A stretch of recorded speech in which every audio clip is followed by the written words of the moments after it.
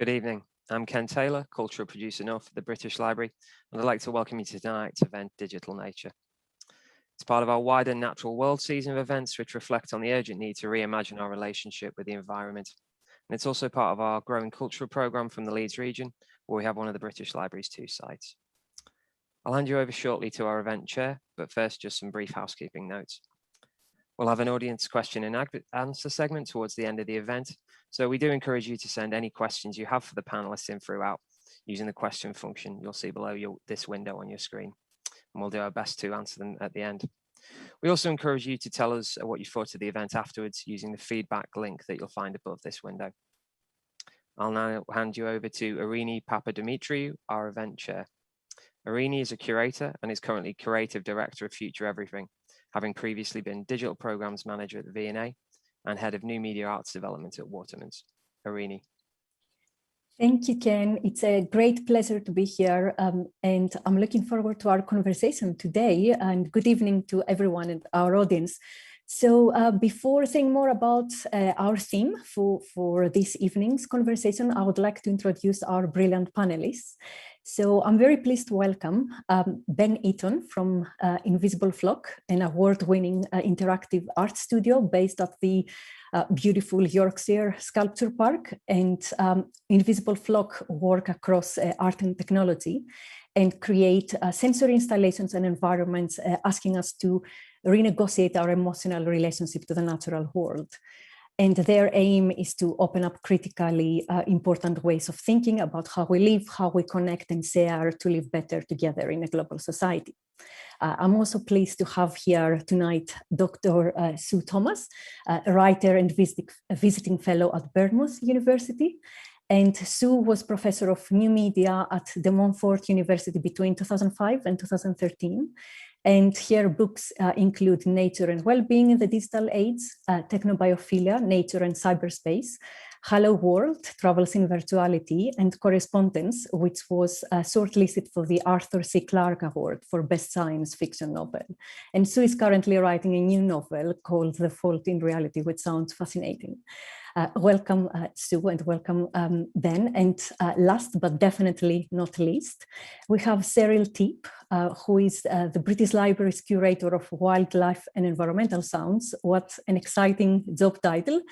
And Cheryl has a background in zoology and library services and has spent the past 15 years looking after the library's amazing collection of over 250,000 species and habitat recordings.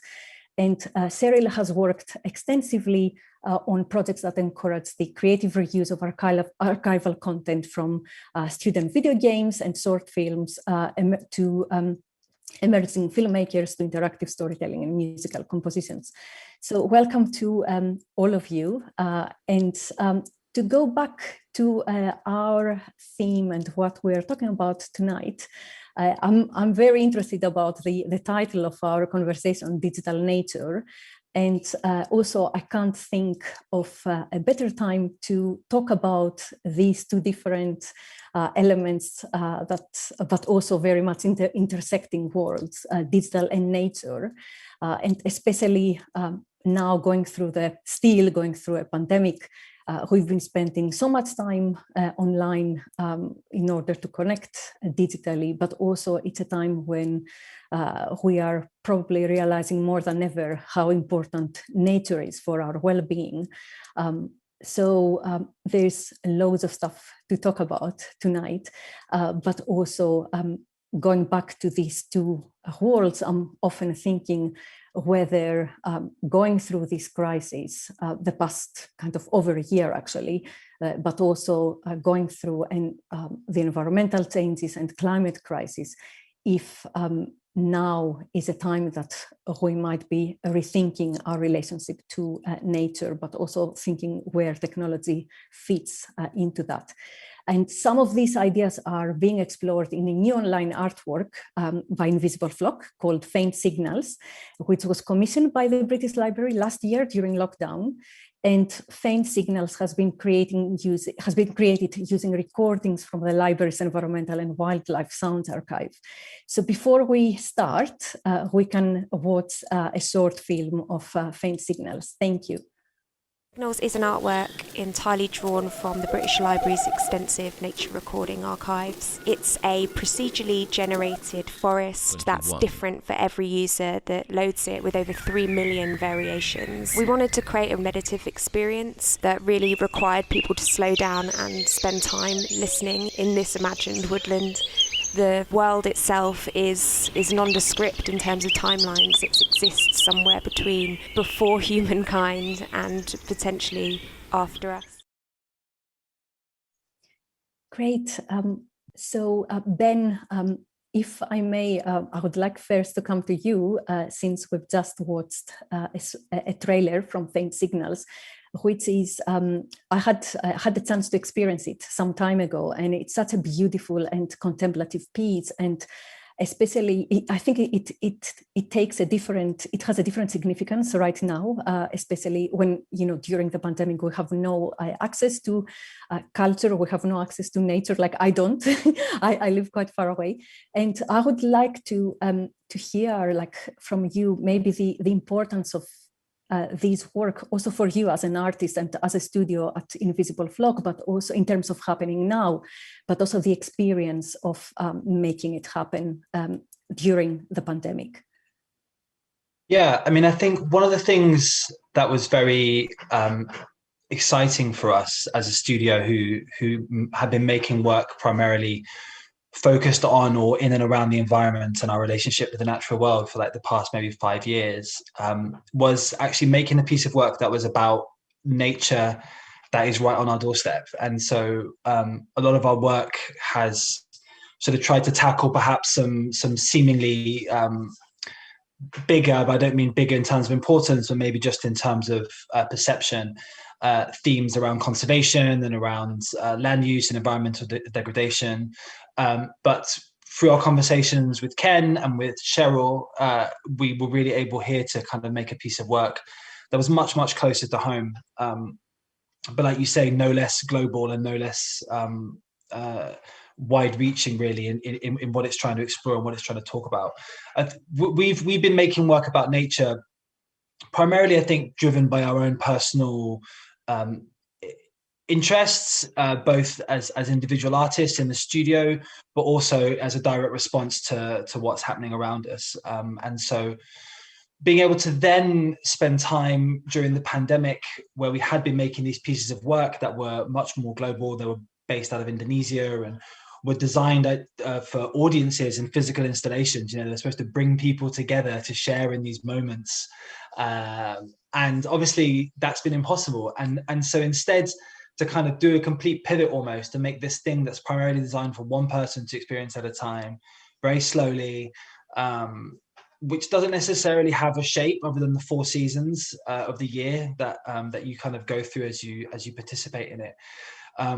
Felt like a real privilege, because one of the things we were able to do was to let Cheryl's archive material and the work that she works to catalog and to digitize and to preserve, and to really let that lead the experience. And so by using the sound of nature to drive it and working with that way out, we were able to I think make something that was, I think, far more emotive and far more surprisingly moving than we actually necessarily expected to, which is great. It's always really exciting when something that you make surprises you. I guess it's also something that I found really interesting is that trying experiences like this, it makes you realize how, especially now at a time like this, it makes you take a step back and to realize that there is a whole world that we often don't ignore and don't think about, and it is at our doorstep, as you say. And but also it's something that has had a bit of a devastating kind of feeling to me, because it is about loss. It's about realizing that a lot of this world is slowly getting away from us. And I would love to hear also from Cyril and Sue here in terms of like maybe to share their thoughts and experience of the piece as well. And maybe if it'd be great to hear a little bit about how thinking about archives, for example, and recordings, especially in such a vast collection like the British Library, and what it means for having pieces that from live organisms, from like extinct species that we can't bring back anymore, but this is the only way that we can experience them. I can jump in, yeah, for sure. I mean, for me, it was so great to work on this. A lot of the recordings that we were able to provide for the project, I'm very familiar with the recordists and their work. And luckily, we have been very busy digitizing a lot of our material. We've got thousands and thousands of recordings. A lot of them they've been on tape for years. And luckily, through a project funded by the Lottery Fund, the Unlocking Our Sound Heritage Project, we've been busy for the past 4 years digitizing recordings. And so when I got involved with this, and I knew it was going to be British recordings looking at an imaginary woodland, but a British woodland, I thought this is perfect because we've just digitized all of these recordings. We've preserved them, but also it really it helps us share the recordings as well. So I think if we hadn't have done the digitization work, it would have been really tricky. I wouldn't have been able to provide 300, 400 recordings that we were able to, or Ben was able to put into the piece.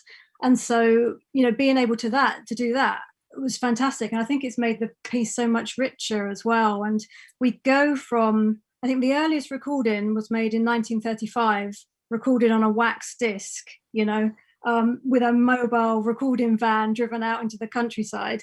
And the most recent recording was made in 2016. So we've got a very broad range of material as well. So you never know what you're going to encounter. Are you going to hear the hiss and crackle of a very early recording, or you're going to hear something more contemporary? You never know what you're going to get. And that's one of the such great things about Faint Signals, one of many great things. I think just quickly to one of the things that we try to do when looking at the vastness of the collected material was try to create kind of like a procedural system so that every time you logged in, you wouldn't necessarily have the same experience. So anytime you log in to play or to experience, however you want to describe interacting with Faint Signals, you could get one of, I think it's something like 300 million different permutations, because we created these vast data sets using the sound recordings as our starting point. So like if a sound file was recorded in a pine forest, we retro engineered all of the things that we imagine, all of the biomes that we imagine would be in place to allow for that sound recording to happen. They will get put into a system which then generates itself randomly every time. So you always have different types of archetypal forests with different types of soil, with different types of trees, which then informs the different types of animal recording we might pull in. And so we've kind of got all these things rubbing up against each other, which does create this really beautiful unpredictability to it. And there was just one really quick thing about the digitization, which was kind of a mistake, but actually became one of our favorite things, was we had all the files, and at the beginning of every file, the sound recordist or the archivist slates it. So they say out loud, this is so-and-so, and this is what I'm recording. And sometimes this is really beautiful. I can't remember which recordist it is, Cheryl, who talks at length to describe the environment around him. And it's really, really lovely. And initially I was like, well, how on earth am I going to, trim 300 files? Like, can we do it algorithmically? Can we just guess? So we just put the files in unedited to begin with. And actually it was this really beautiful thing where shedding the desire to like simulate nature and instead going, this is about playing back these sound files in a way that invites you in a completely different way, meant that we left the slating. And it brings this really beautiful human connection, I think, and the fact that like these are people who stood in a forest recording these sounds. And that became one of our favorite things. And it was just a mistake that's just stuck. And, I remember, Cheryl, you pointed out in the first place, and we were like, oh my God, yeah, it's actually a really beautiful thing. It works so well, and it really gives the sense of, the sounds have come from an archive. They've come from nature originally, but they've come from the archive. And it's really nice to hear the voices of the recordists, because they're usually silent in their recordings. They don't want to be part of it. So you wouldn't know they were there. And that's what's nice as well, when you have the metadata in the piece as well. So you get to see their names, and normally you wouldn't have that kind of information. So to be able to get that little human element is wonderful. That sounds great, actually. And Yeah, it's I love this process that you are talking about as well, and I mean I'm not sure how, if these would be something that comes differently, like, yeah, is experienced by audiences in the piece as well, but it's something that I find really interesting in terms of experiencing nature online as well. And Sue, I would love to hear from you as well, as someone who has written so much about both the digital and nature, and to hear your thoughts about experiencing faint signals as well. Well, it was really interesting for me to I've listened to it 2 or 3 times, to faint signals, because it fits in with a lot of the research that I've done. Initially carried out in the 80s, around that time, by environmental psychologists, who were really just looking at how nature affects people, how it affects their well-being, their physical and emotional well-being, and so on. And interestingly, they didn't usually go out into nature to do this testing. They often would just show their subjects a film, or perhaps a sound recording. I haven't come across that, but I'm sure they did. Or even a painting would be enough to get results from individuals to actually measure their slowing heart rate or lower blood pressure and so on. So they could actually prove that well-being was happening, that this was having good effects on people health-wise. But then we were in a period where there was quite a lot of friction between people who were interested in real nature, red in tooth and claw, getting out there and being muddy and actually interacting with nature. And the other side, if you like, the computer literate, internet, digital side, who the two would have nothing to do with. They would be two very different and opposing cultures. And what I've been interested in looking at is actually how they come together, and how you do experience nature through the digital, whether it's audio or video or virtual reality, and seeing what kind of effects that has on you. So what was interesting for me listening to Faint Signals was that one of the states that was kind of developed during this environmental psychology research was the notion of what they called nearby nature. And nearby nature can be the tiniest suggestion of nature. It could be, you live in a city, you've got hardly any greenery around you, but out on the street there's a half dead tree with a few leaves on it. And that would count as nearby nature. And that will connect in with that ancient biophilic brain and produce a modicum of well-being and feeling better, even from the suggestion of a forest through a small tree that's not very well. And hearing the bird song like that seemed to me a similar thing, a similar aspect of nearby nature, where you're only getting suggestions and they're all building up together to provide an entire experience. And I'm sure that if you did test it by watching people's heart rate and blood pressure and so on when they experience faint signals, it would be quite interesting to see how that worked and whether you got any useful results from it. So I think there's been a huge shift from the early days of environmental psychology, who were very, if you like, kind of anti-tech, to where we are now, particularly after COVID, when suddenly people are realizing that actually you can experience nature through technology and have just as an authentic experience in terms of the way that it affects you as if you were, out in real forest. Obviously, it's not the same. I'm not saying it is the same, but a lot of the benefits can be actually almost equally powerful. And virtual reality, I can talk about that later if you like, has been shown to be even more powerful than, for example, watching a Richard Attenborough documentary on TV. So there's a lot of research into that area, and I think this project fits really well into that kind of mode of thought. That's fascinating. It's definitely talking from personal experience during the pandemic and the lockdown. I have definitely found myself to reach out for online content that is more related to nature, like sounds, nature sounds, or even these kind of like citizen science apps, online apps or websites where you can just spend hours just, observing nature and where not many things happen at times, but it's great to have this space to get almost erase the space between yourself and the screen and get lost in there. And I wonder if there is any, or if we will know later on of research or like stats about like how, if this has been like a general kind of case.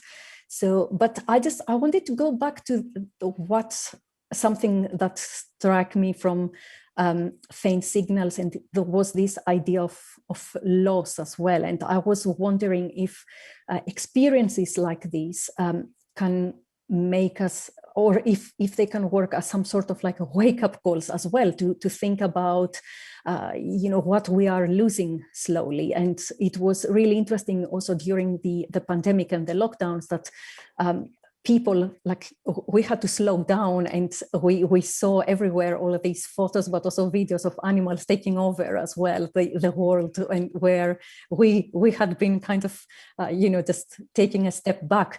So it'd be really interesting to think a little bit about that in terms of what role art can play, but also in terms of arts institutions, cultural institutions, and collections like the British Library, in terms of like how can they help us engage with where we are at the moment, and this kind of crisis, the environmental crisis that we've been going through.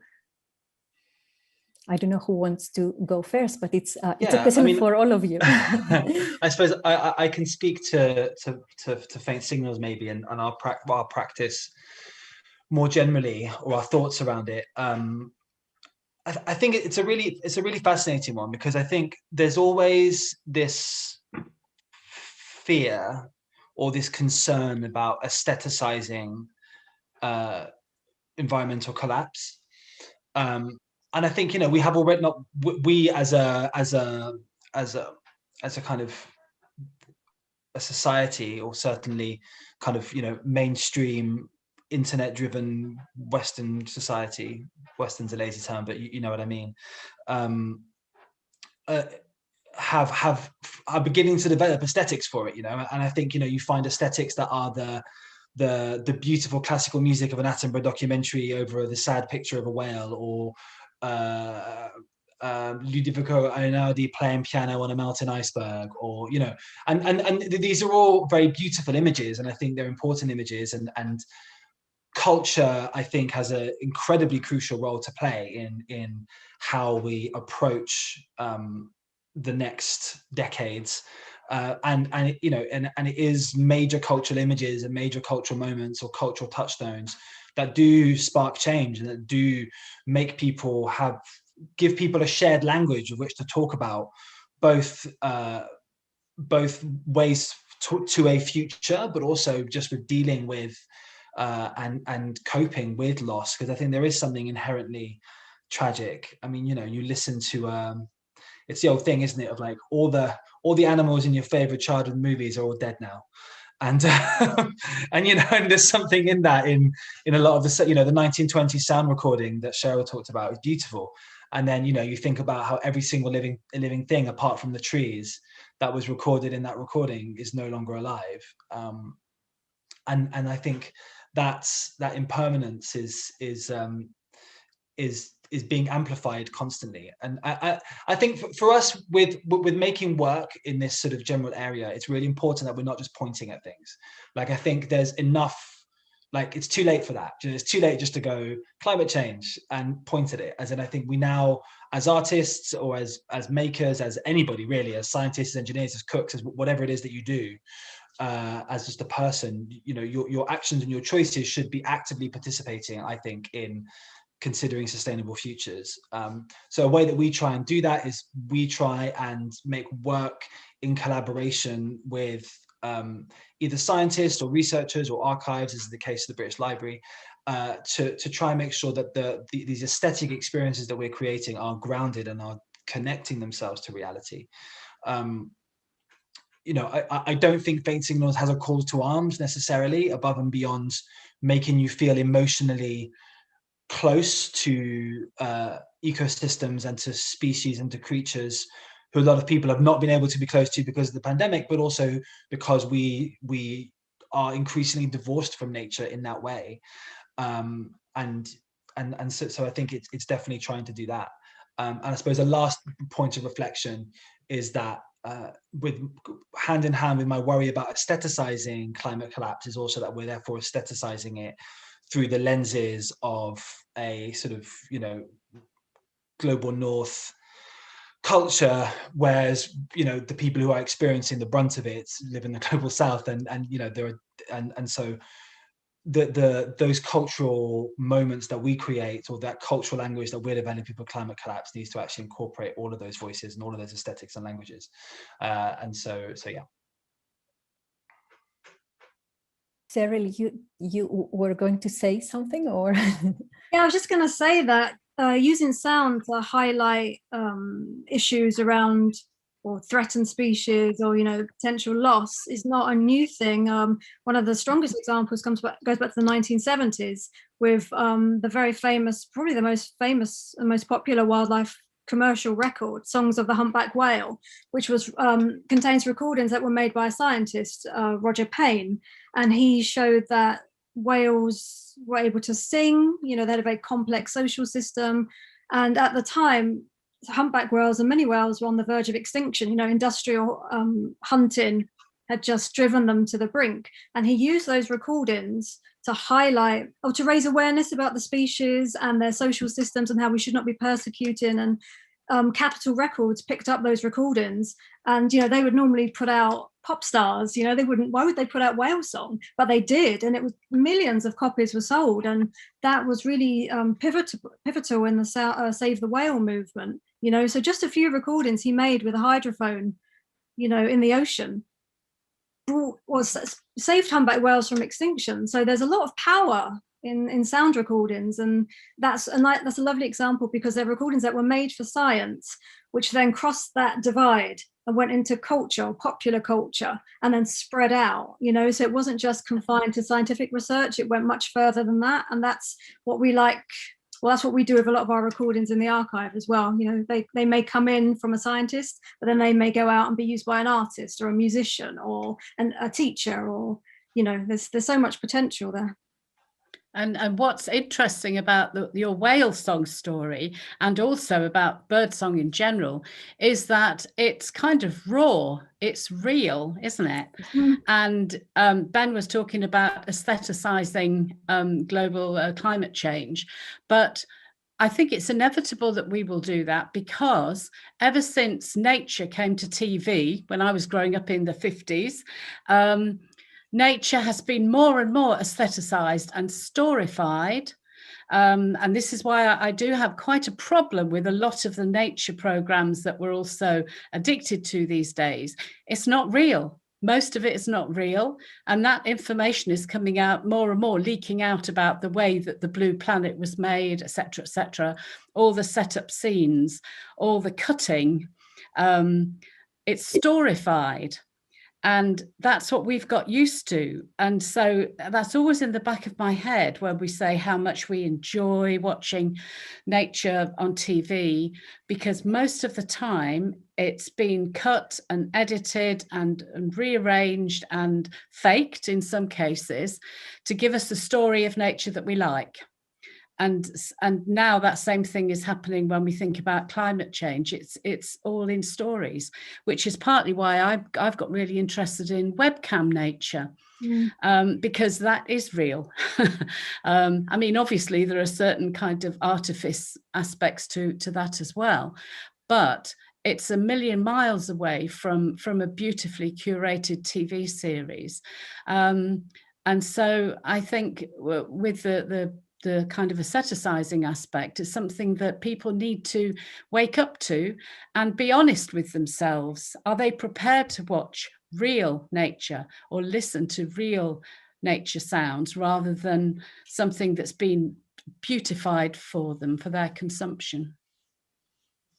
That's really interesting. So I was thinking exactly the same earlier. All these these webcams that I also mentioned earlier in terms of these windows to nature, and they are not. And there is this curated content that is missing. And I think we were saying before that you sit there for hours and nothing happens. Yes. And it's so far away from what we're used to watch on TV programs. Yeah. And I wonder if the way that we might be using internet to kind of experience nature might be changing how we interact with or our perception in terms of like nature as well, and this kind of beautified or like curated version of nature. I think it is, because I always think of the story of the eagle and the kitten and the webcam, which happened a few years ago and was widely reported in the States, where, as you've probably seen, lots of these animal webcams have been carefully set up so that we can watch around the world 24/7, and then people talk in the chat rooms about what they're seeing and so on, and they all become very connected. And in this particular case, it was an eagle's nest, and the audience, if you like, had been watching this eagle nest for weeks. They'd seen the chicks burst out of their shells. They'd seen the parents coming back and forth and feeding the chicks, and it was really cute, and everybody loved it until the day that one of the eagles brought back a white kitten. Wow. And that they were not happy with that.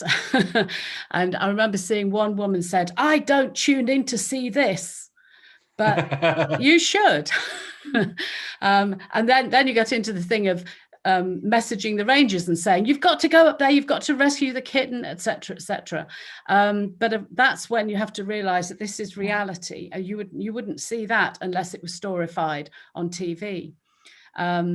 But it's a big leap to make, and people might not want to make it. So I think what you're talking about, it also brings me back to one thing that I remind always myself about technology as well, in terms of, just using technology or using artificial intelligence or different kind of, emerging technologies to kind of create a less realistic version of things as well. And also, it's something that, since we're talking about these two things, digital and nature, I can't help but think about, how, what we were saying at the very beginning, how much it borrows from each other and how much technology borrows from nature as well. And I think, Sue, you have done quite a lot of work on that as well. But it's really one thing that we can't also forget about is that how how physical the online space is, how physical, what happens in between our screens, like from where I stand to where you, all of you, stand as well. There's a very kind of material world as well, right? Yeah. That we often forget about. But before we continue, I just wanted also to very quickly remind our audiences to please send their questions in, and we will be taking questions in a few minutes. But to go back to that shared language and between these two spaces, like the technology, digital world, cyberspace, but also nature, natural space. I would love to hear everybody's thoughts on that as well. Like, why are we drawn to these to nature metaphors when it comes to technology, and we name things the way that we name things? Do you want me to jump in on that, since that's my area? Yes, please, yes. Well, I started off doing a lot of research into that, into why we use nature metaphors, like, web, stream, cloud, etc., etc. There's lots and lots of them to talk about a space which is completely abstract. And that was where my research for my book Technobiophilia started. And I decided that it seemed to me that if you're going into a completely abstract space, as they were in the early 90s, you have to kind of find things that feel like something that you know. And I think that's why early cyber explorers, if you like, coined all of these different nature-based names. There's lots and lots of them, and we kind of got used to that.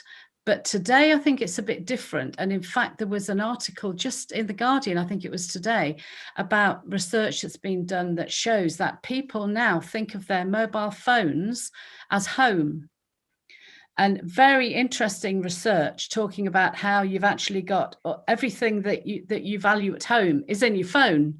All the people you care about, the things that you want to know about, the information in your world, all of that is in your phone. So you're carrying your home around in your phone, which was another interesting way to think about place. They didn't mention nature in that respect, but I thought it was quite an interesting leaping off point for this kind of conversation. So I think it's because we humans like recognizable things, and they will name and conceptualize them in terms of something they already know. And then that kind of led on from there to people using it unconsciously on screensavers and so on, because they liked them, not realizing that intuitively they were choosing nature metaphors and nature images for their digital world. I won't go on more, I'll be here forever. I'll let maybe Cyril and Ben to share their thought here, if you have anything if you want to share anything on this.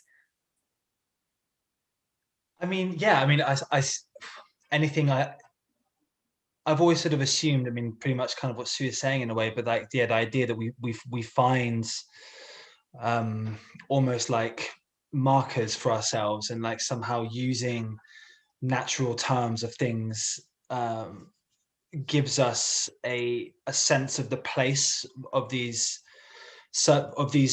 weird worlds that we're still working out how to inhabit and how to be in, and it kind of anchors them in some way, perhaps, or it just kind of gives us this sense that this is an organic continuum. It's still part of everything else, and what we're doing is natural, even though if it is an artifice that we're creating for ourselves. Although is it, because also not to go too far into this, because it's a bit of an endless, black hole, but also, there's a degree to which technology is in a way based on nature, and it's, in its materiality, and its use has an effect on nature. And so actually, it is part of a continuum of rocks in the ground turning into a laptop in front of you, turning into God knows what in the future when they eventually break down. So at no point are we ever devoid of nature. We still perform and use technology within the context of nature. So yeah, that you can't necessarily separate them, maybe, I don't think, but it's interesting that Sue talked about that idea that they used, that there was in the early stages certainly dichotomy, the kind of virtual reality, William Gibson style thing, you were in a different world entirely, which is very interesting. I think increasingly we're realizing there is no other world that we can inhabit entirely, And I think it's been quite destructive in some ways, that early dichotomy, because, we not so long ago, we were all thinking about having to choose between our phones or going for a walk. You shouldn't take your phone on a walk. That's bad.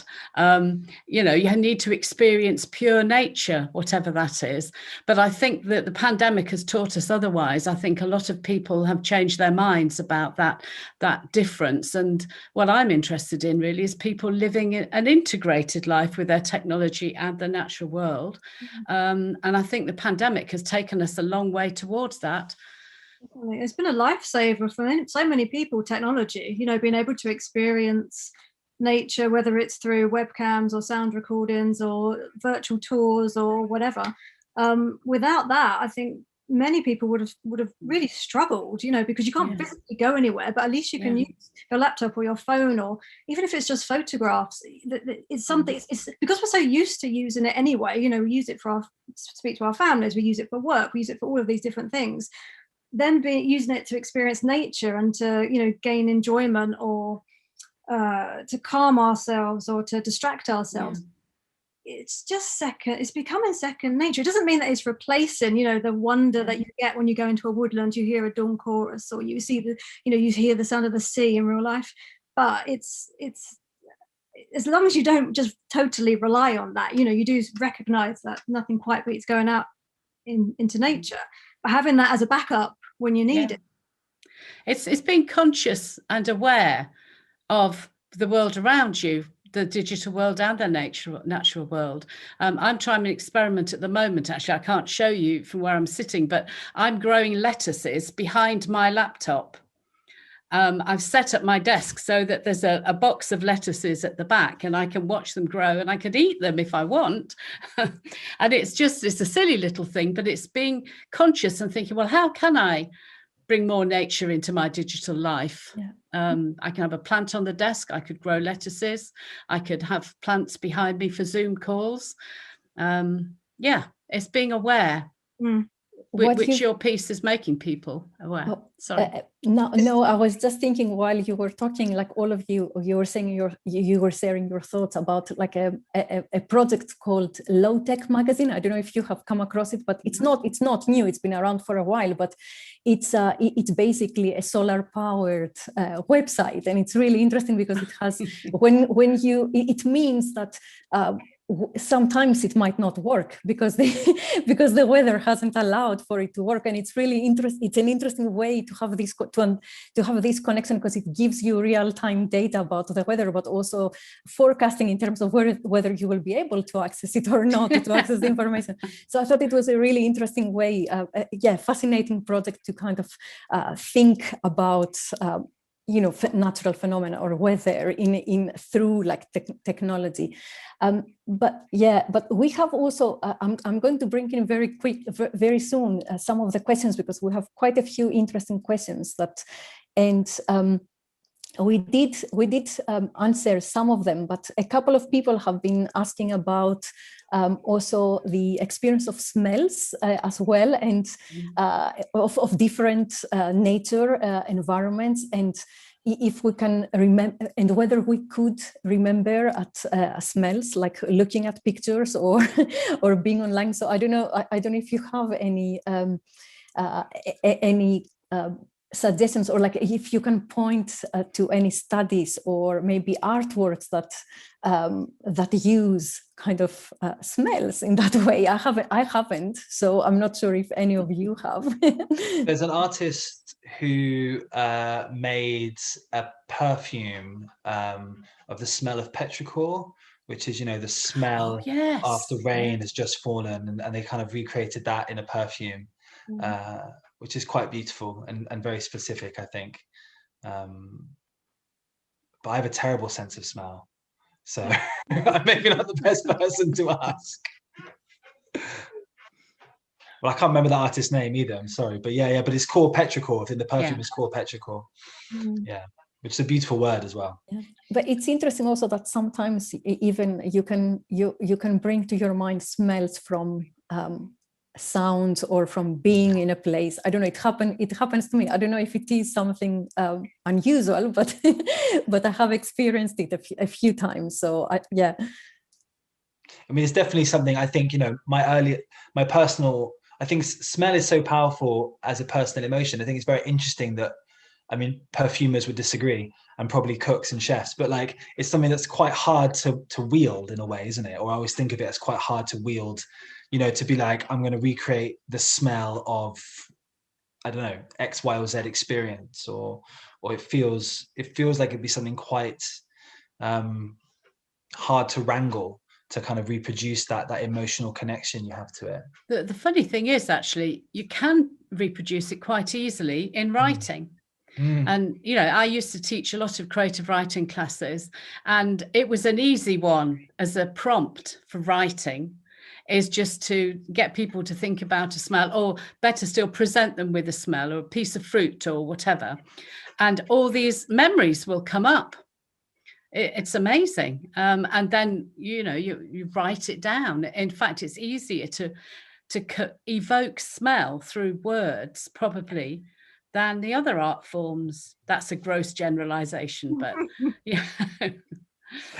It's that connection between smell and language is really interesting, though, because I'm always fascinated how with wine, for example, if you smell it, you often, there's something in there, and it's not until somebody tells you what that smell is that your brain, or at least my brain, makes the connection between language and olfactory senses.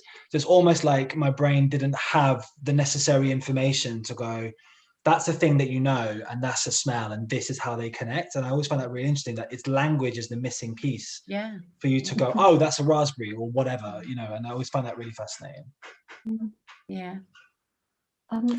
I wanted to bring in another question. Sorry, I don't know if Cyril, you wanted to jump on this, or that's fine.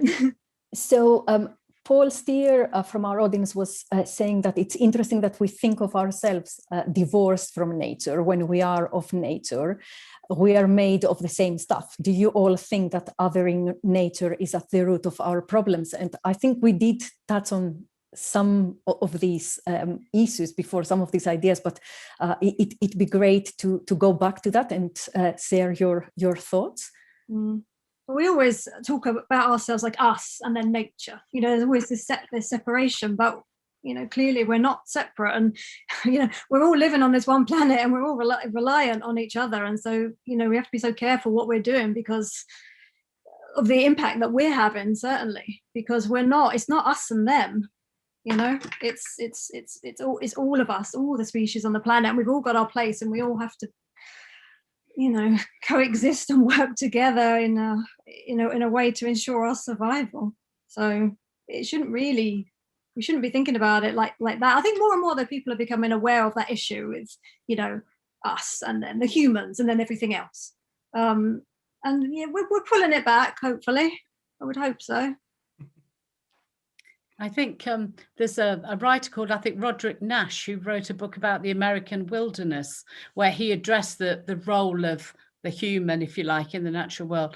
And at the end of it, he makes a really good suggestion, which I think is worth considering, which is that he suggests that the whole of the planet Earth should have certain reservations where the humans lived, and then the rest of it is just left.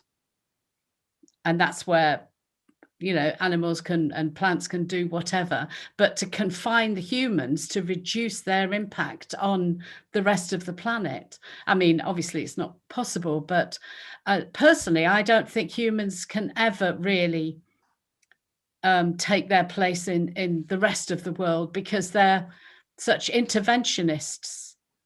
They would always be somehow moving away from everything else. I'm quite pessimistic about that, really. Do you think I'm wrong, Ben? I don't think you're wrong necessarily at all. I think it's so, I mean, it's such a dense topic, isn't it? Because I think, you know, I think we have definitely othered ourselves from nature, but I think the way in which we have done that varies so radically all around the world as well. And you know, driven by different forces of market, of revolution, of capitalism, of colonialism, and all of that. And I think, you know, so I think the way that otherness takes shape is so different. But and I think, yeah, I mean, I would tend to agree certainly that I wonder whether we need to find a way to understand ourselves as not other, whilst accepting that we cannot be part. We also are probably beyond the point where we can return to this sort of like primal utopia, perhaps, you know. And actually it's about how do we, in the numbers that we are, with the needs that we have as societies, find ways to preserve what we still have, I suppose, you know. And so I think is it Half Earth, the book, or is that a different book? Because there's a book called Half Earth as well, I think, where he suggests, where the author suggests that half the Earth be given over as a natural reserve and the other half, but that one's quite recent. That was only like a couple of years ago. No, this is 10 or 20 years old, right? No, so yeah, but again, that idea of going, okay, so this is the line, and you know, no further. But then I suppose the one thing that is really fascinating about that is that we've been doing quite a lot of work with various kind of indigenous groups, and by which we would define people who work or who are heavily dependent on the land. And you know, in places like the Amazon, for example, it's very fascinating because actually it has never really been completely human free. There were tribes, had cities the size of New York, historically, and maybe not quite that big, but big. And so there's this notion that actually nature was all fine and getting along, and then the humans arrived. Humans have always been there to a degree, and I think the idea that it's you can just leave it is also slightly complicated as well, and has some practical logistical stuff. Like there was in Indonesia, there was some rainforest that had been cut down, and some people who were working with there were explaining that they can't just let it regrow on its own, because the ferns grow faster than the trees. And so if they just let the forest grow, then they'll just have ferns and they won't have trees. So they have to do this management. And now, obviously, they're having to manage land that has previously been destroyed by logging and human activity. So, it's like you're actively trying to heal something, or at least try and restore it a bit. But that idea that we can maybe just step away, I don't know. It's so vast and so complex. But the othering of ourselves at a spiritual level and emotional level, I think, is definitely the problem. I think, whether we could ever non-materially other ourselves, I don't know. But I think emotionally and spiritually, the othering is so, I think, the root of so much that is wrong about how we treat nature, but also how we treat each other, because that extractive way of thinking carries through to how we treat other humans. Sorry, that was long. No, absolutely. And that's what I was thinking about, Ben, as well, in terms of what you touched on, like early on in the conversation, in terms of the work that you do in like beyond the West, and how we, think often differently about nature as well to people who are in the other side of the world, or like, non-Western cultures as well. So which is something that I think it's quite big to go into this conversation, but it's really interesting to kind of, think about these different perspectives as well. But that takes me to another question by Marcus, which says, asking if people might be curating a small world for themselves by choosing which digitally mediated people to relate to or experiences to consume. And he's kind of bringing as an example the person absorbed in their phone while indifferent to what happens around them. So he says, like, for all that the digital world gives people choice, is there also scope for digitally created surprises that people might not necessarily choose? That's faint signals, though, isn't it? Really? I was about to say, this is what. Thank you, Cheryl. Because you don't know what you're going to expect. So, you don't know what to expect. You just go into it, and you could use it 3 times a day. You wouldn't have the same experience. You could do it every day. You wouldn't have the same experience. So that's the beauty of faint signals. You've cracked it, Ben. I think, totally. Thank you, Cheryl. I think as well, and I'm sure Sue maybe will have more to say, I think we often conflate like digital as well with what are actually consumer experiences being pushed on us. So people say digital to mean Facebook. They're really different things. Like, digital is actually such a blank slate of opportunity and of creativity, and has been historically, and I think that's what we try and do as practitioners in that space. And so digital really, or in your curation work, Irene, as well, you really showcase that, digital is not just these walled gardens that we have been corralled in to live our lives, like Google and Facebook and Instagram and all of that. It is actually it's a series of protocols and languages that make machines do things, and within that lies incredible power and magic and potential, I think. Yeah, I totally agree with that. And for me, this is where I always go back to why cultural institutions, but also artists and art plays such an important role in terms of helping us see a different world, actually. And it's the same with digital, because many people might think of, as you were saying, Ben, of digital experiences in a very specific way, but there's so much more to that as well. And and I think this is where I find like fascinating the work that obviously artists do, but also the role that arts institutions, but also, places like the British Library, but also I'm thinking of, examples like the Horniman Museum, for example, like where they have this project Coral, and it's such a place that you wouldn't, thinking about creating innovative coral reproductive research, for example, to develop the techniques to stimulate coral reproduction. So it's things like that you wouldn't expect to find in a cultural institution, or even like thinking about ZKM in Karlsruhe with their critical zones, ambitious exhibition, and all these conversations about climate change as well. So it's great that we have these experiences out there to show us a different world.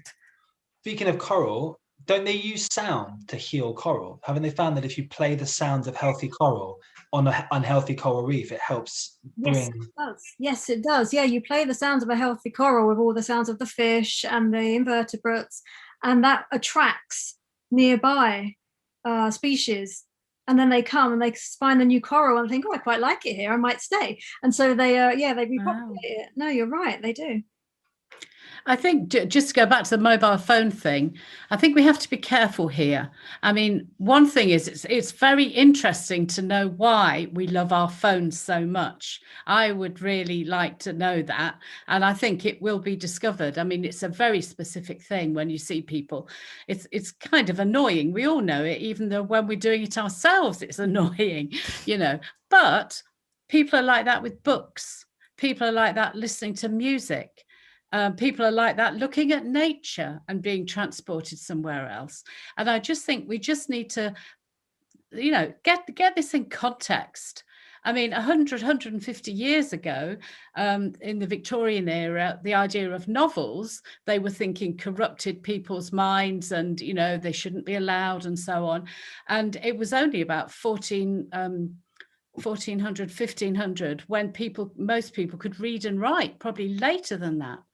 So before that time, most people were illiterate, and the way that they experienced and communicated the world was completely different to how it was in 1700 or 1800. Things change, and we change with them. And so I think you're going down a dead-end rabbit hole to think about the kind of the bad things that mobiles do to our brains, because they also do some very interesting things too. Yeah, absolutely. I mean, coming from also a museum world and having worked for years at the V&A, it was something that we were saying all the time in terms of suddenly we could see young people interacting with the collections in a completely different way, for example, and seeing things that, we couldn't find, or like we couldn't see through their eyes. So it's really, I totally agree with you. I mean, we always learn and find new things and new ways to interact with devices, and it's great to look at these, in genuine ways in how people use their devices, or like anything, basically any tools. Yeah. So I'm not sure if we have, we have one more question, but it's which is something that we have said maybe already, but I just wanted to bring it up maybe as a closing point. So Jean was asking if digital nature is more for people to get a balance between nature and cyberspace, or if it's and enjoying nature online, or if it's more as if we can think of it as a way to inspire and awake people to go back to real nature. I think we've already spoken about this, but maybe we can bring some closing notes, because I'm aware of time as well. So I don't know who wants, if anyone wants to share anything on that.